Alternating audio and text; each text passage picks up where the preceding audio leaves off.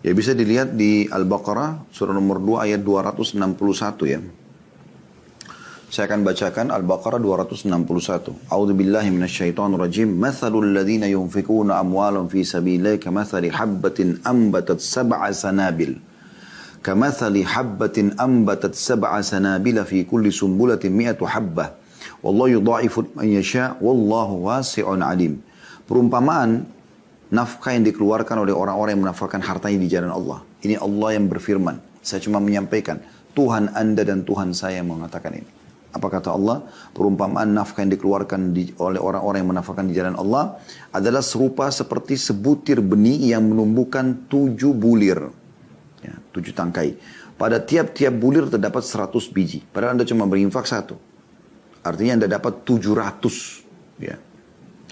Allah melipat gandakan ganjaran bagi siapa yang dia kehendaki dan Allah maha luas karunia-Nya lagi maha mengetahui. Ayat 262-nya. Kata Allah SWT, "Alladzina yunfikuna amwalahum fi sabilillahi thumma la yutbi'una ma anfaqu mannan wala adan lahum ajrum inda rabbihim wala khaufun 'alaihim wala hum yahzanun." Dan orang-orang yang menafkahkan hartanya di jalan Allah kemudian mereka tidak mengiringi apa yang dinafkahkan itu dengan menyebut-nyebut pemberiannya. Kasih sudah selesai. Jangan pernah sebut-sebut lagi dan jangan pernah ingat, sudah dicatat oleh malaikat. Ya. Dan tidak menyakiti perasaan si penerima. Jangan lempar ke wajahnya. Jangan bilang, ini saya kasih, jangan lagi datang kepada saya. Akhi dan ukhti, kita yang butuh kepada orang miskin itu. Bukan dia yang butuh sama kita. Selama Anda masih menganggap orang miskin butuh kepada Anda, ini keliru. Ini akan membuat Anda perhitungan dalam sedekah. Tapi balik keadaan sekarang, mulai detik ini, ya, Anda ubah persepsi Anda, bahwasanya kalau ada orang miskin minta, kitalah yang butuh. Itu yang benar. Bukan dia. Makanya Abdullah bin Umar, Abdullah bin Abbas, radhiyallahu anhum ajma'in, itu kalau mereka tiap hari sering bersedekah, kalau orang-orang miskin yang biasa datang minta ke rumahnya tidak datang, maka mereka keluar mencarinya. Mereka tahu mereka yang perlu. Kan gitu. Jadi kita tidak menyebut-nyebut, tidak juga menyakiti si penerima. Mereka memperoleh pahala orang-orang ini di sisi Tuhan mereka. Tidak ada kekhawatiran terhadap mereka dan tidak pula mereka bersedih hati. Mereka tidak perlu sedih setelah itu. Mereka tidak perlu khawatir dari kemiskinan. Di dunia dan di akhirat mereka akan bahagia. Jadi ini luar biasa gitu. Ya. Kemudian ayat 263-nya kata Allah subhanahu wa ta'ala. Qaulun ma'rufun wa maghfiratun khairun min sadaqati yatba'uha adza wallahu ghaniyyun halim. Perkataan yang baik dan pemberian maaf lebih baik daripada sedekah yang diiringi dengan sesuatu yang menyakitkan perasaan si penerima. Allah maha kaya lagi maha penyantun. Artinya kalau kita tidak punya, kita minta maaf saya belum bisa, saya belum ada. Kalau ada saya akan berikan. Itu bagus. Ada orang subhanallah karena menolak orang lain mau utang sama dia. Dia bohong. Saya nggak punya uang. Kenapa bohong akhi dan ukhti? Kenapa harus pelit? Tapi kan dia utang belum bayar Ustaz. Ingatkan. Yang lalu belum dibayar kenapa? Mungkin memang dia tidak punya. Ya udah Anda maafin saja yang lalu. Ini saya pinjamkan lagi. Tidak masalah. Pinjamkan terus. Bagaimana Nabi SAW mengatakan orang yang meminjamkan utang kepada orang lain, maka dia akan mendapatkan pahala seperti bersedekah senilai daripada apa yang dia pinjamkan itu. Sampai dia kembalikan. Kalau tidak dikembalikan berarti dia akan terus mendapatkan pahala itu setiap harinya. Misalnya dia meminjamkan 10 juta rupiah. Dia akan dapat sedekah setiap hari 10 juta.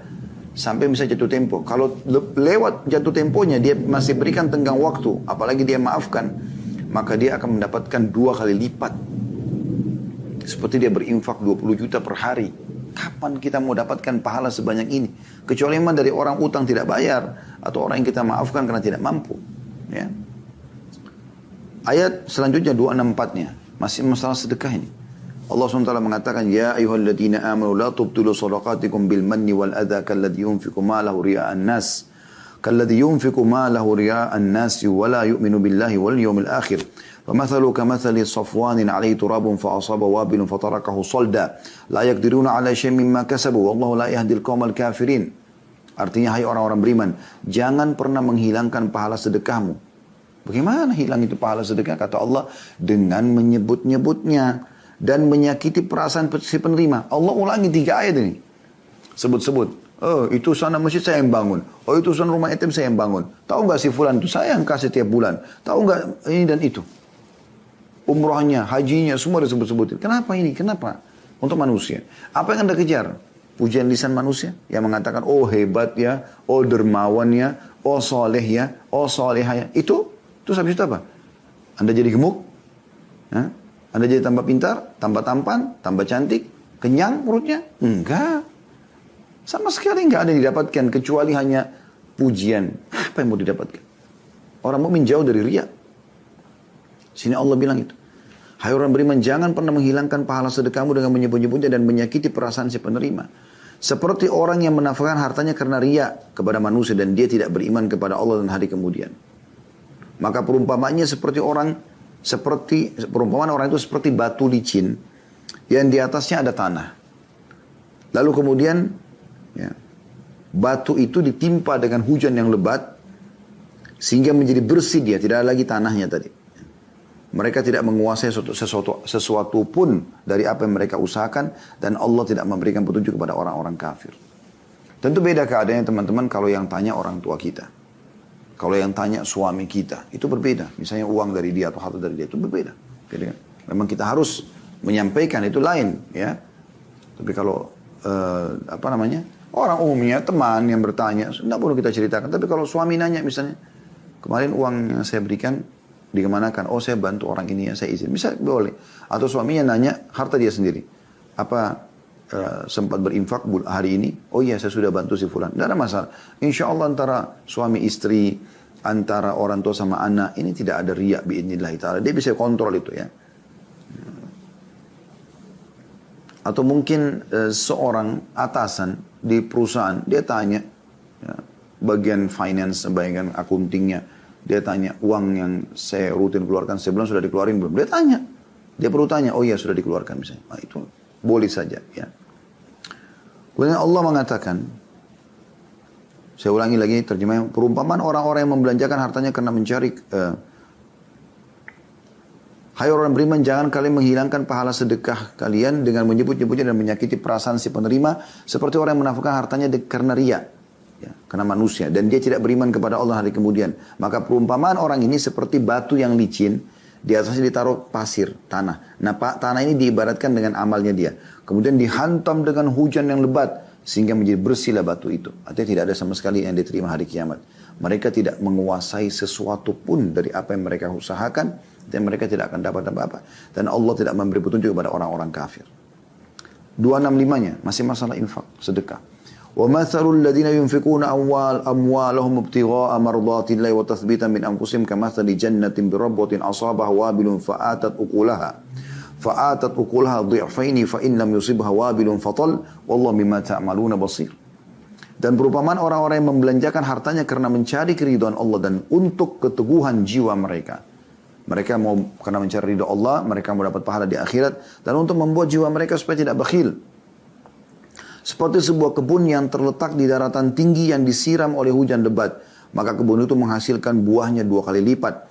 Jika hujan lebat tidak menyiraminya, maka hujan gerimis pun memadainya. Dan Allah maha melihat apa yang kamu perbuat. Jadi perumpamaan orang yang seperti ini seperti orang yang walaupun kecil dia bersedekah. Tapi karena keikhlasan dirinya, maka dia akan dapat seperti kebun yang subur sekali. Ya. Jadi ini ya, yang diingatkan oleh Allah subhanahu wa ta'ala. Kemudian ayat 2, saya langkai satu ayat ya. Ada ayat 266-nya. Saya langkah ke ayat 267-nya langsung. Kita mau saksi bahasannya. Ya ayyuhalladzina amanu anfiqu min thayyibati ma kasabtum wa mimma akhrajna lakum minal ard. Wa la tayammamul khabitha minhu tunfikuna wa lastum biakhidhi illa an tugmidu fi. Wa'alamu anna Allah ghaniyun hamid. Subhanallah, ayat ini perhatikan terjemahan teman-teman. Seperti Allah sedang, memang Allah lagi bicara dengan kita.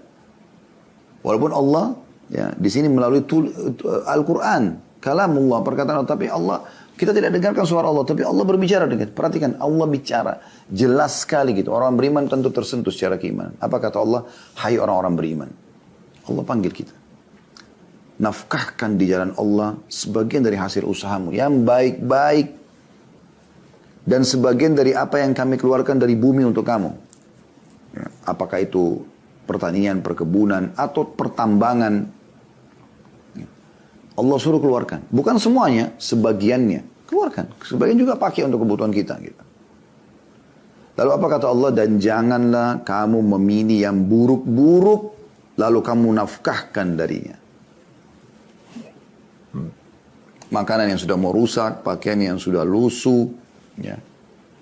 Enggak, kata Allah, jangan. Padahal kamu sendiri tidak mau mengambilnya melainkan dengan memincingkan mata terhadapnya. Kayak orang yang, gimana sih kalau orang menolak, terpaksa ngambil kayak orang kecilin matanya. Nah, seperti itu. Kan biasa kalau kita dapat makanan bekas atau naudzubillah apalah pakaian bekas atau kita mungkin kalaupun terima kayak orang yang terpaksa. Nah, Allah menggunakan istilah itu teman-teman, bayangkan. Jangan kalian berinfak seperti ya orang sebuah barang yang kalian infakkan itu, kecuali kalau kita tidak punya kecuali itu ya. Kita nggak punya barang kecuali itu. Tapi kalau kita masih punya ya yang bagus kemudian kita sengaja keluarkan yang buruk saja, maka Allah berikan perumpamaan, jangan kau infakkan di jalanku, kata Allah SWT.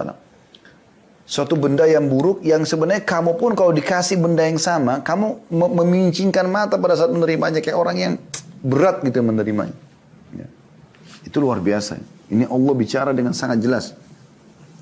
Dan janganlah kamu memilih yang buruk-buruk lalu kamu menafkahkan daripadanya, padahal kamu sendiri tidak mau mengambilnya melainkan dengan memincingkan mata terhadapnya. Dan ketahuilah Allah Maha Kaya dan Maha Terpuji. Yang sedang kau berikan di jalannya ini, Allah yang memerintahkan itu Maha Kaya. Dia bisa memberikan kamu seluruh dunia ini, teman-teman sekalian. Lalu Allah ingatkan di ayat 268, ini penting. Ini tadi kita titik beratkan. Yang selalu membuat kita berat untuk bersedekah, diikuti dengan ketakutan dan kekhawatiran, nanti miskin, nanti tidak makan, nanti gini. Syaitan. Allah tekankan, dan ini dari 1400 tahun yang lalu ayat ini sudah turun dan akan terus ditilawakan oleh orang-orang beriman sampai menjelang hari kiamat. Ayat Al-Baqarah 268 kata Allah, "Asy-syaitanu ya'idukumul faqra wa ya'murukum bil fahsya, wallahu ya'idukum maghfiratan minhu wa fadla, wallahu wasi'un alim." Syaitanlah yang telah menakut-nakuti kamu dengan kemiskinan karena bersedekah dan menyuruh kau berbuat kejahatan atau kikir. Sedangkan Allah menjadikan untukmu ampunan daripadanya dengan sedekah itu dan karunia, rezeki yang luas. Dan Allah maha luas karunia dan lagi maha mengetahui. Jadi ini luar biasa ini. Ya. Ayat 269 Allah mengatakan, yu'til hikmata man yasha, wa man yu'tal hikmata faqad utiya khairan katsira, wa ma yadhakkaru illa ulul albab. Allah menganugerahkan al-hikmah atau kefahaman terhadap Al-Quran dan sunnah ini. Ya. Sehingga bisa dia pahami teorinya, kemudian dia amalkan dalam kehidupannya. Kepada siapa yang dikehendakinya, semua kita termasuk insyaAllah. Allahumma amin. Dan barang siapa yang dianugerahi hikmah, faham Al-Quran dan sunnah, lalu dia praktikkan dalam hidupnya, maka ia benar-benar telah dianugerahkan karunia yang banyak. Dan hanya orang-orang yang berakal lah yang dapat mengambil pelajaran dari firman Allah. Ini luar biasa. Kemudian ayat 270, ini masih masalah sedekah semua ya. Wa ma anfaqtum min nafaqatin aw nadartum min nadrin fa innallaha ya'lamu wa ma lidh-dhalimin min ansar. Apa saja yang kau nafkahkan atau apa saja yang kau nadarkan, kau nafkahkan keluarga Allah, maka sungguhnya Allah mengetahuinya. Nazar berarti niat untuk menjalankan kalau dipenuhi hajatnya oleh Allah.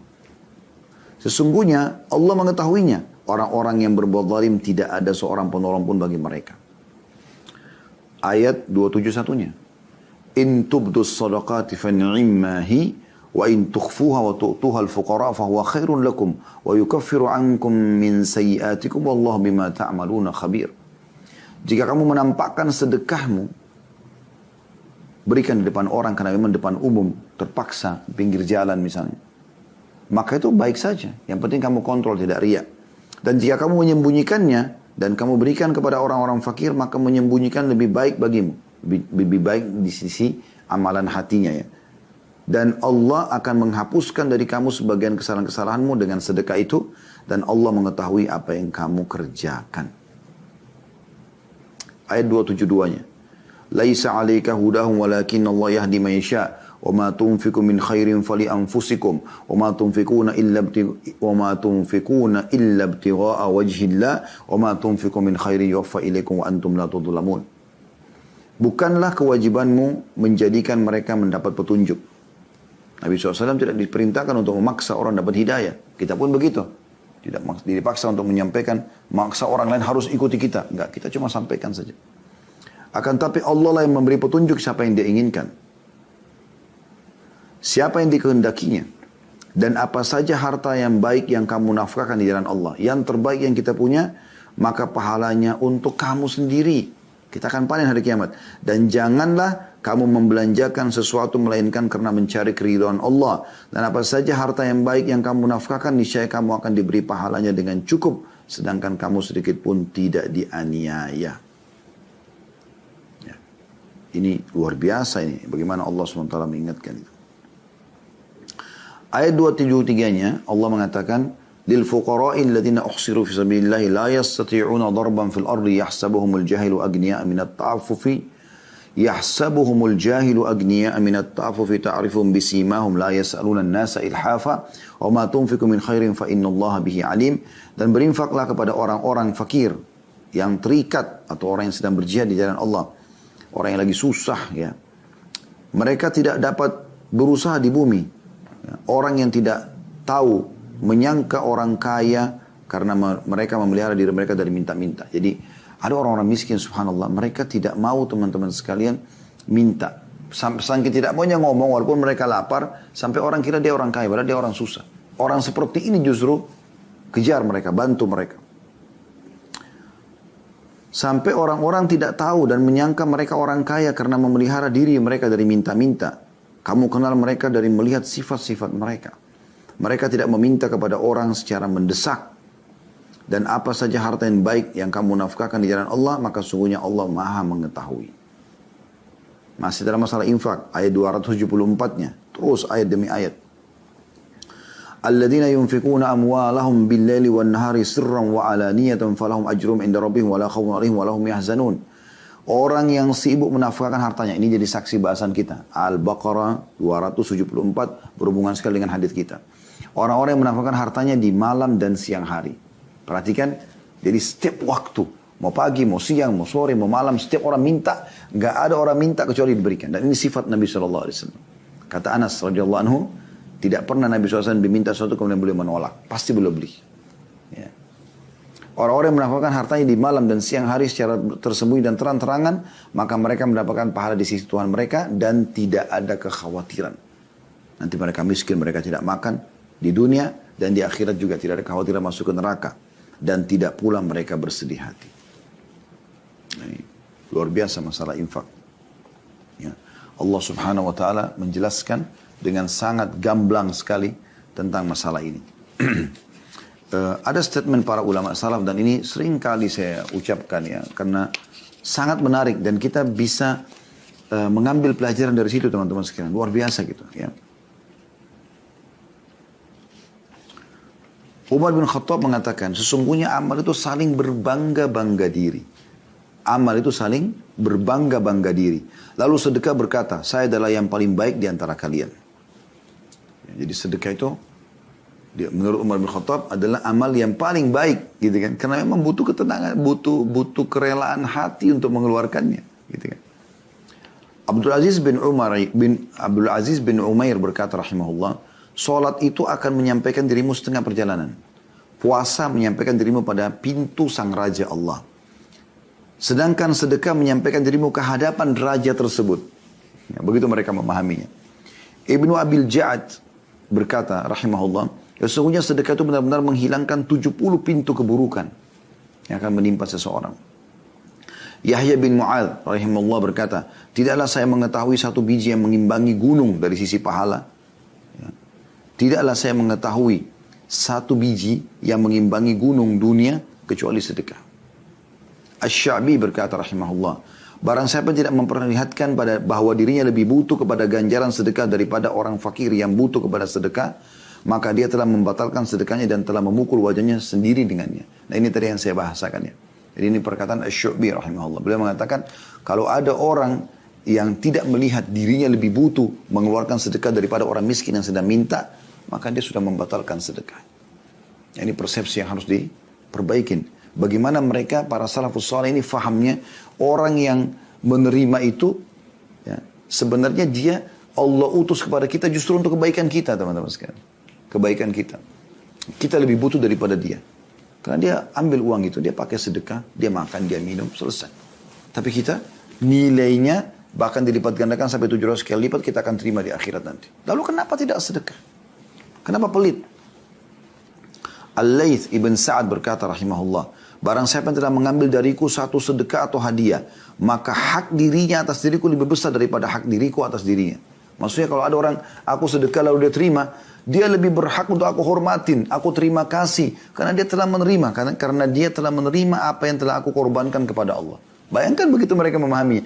Jadi kalau ada menurut Al-Layth bin Sa'ad rahimahullah, kalau ada orang yang menerima sedekahnya dia atau hadiahnya dia langsung memandang orang ini paling layak untuk aku hormatin, untuk aku terima kasih pada dia.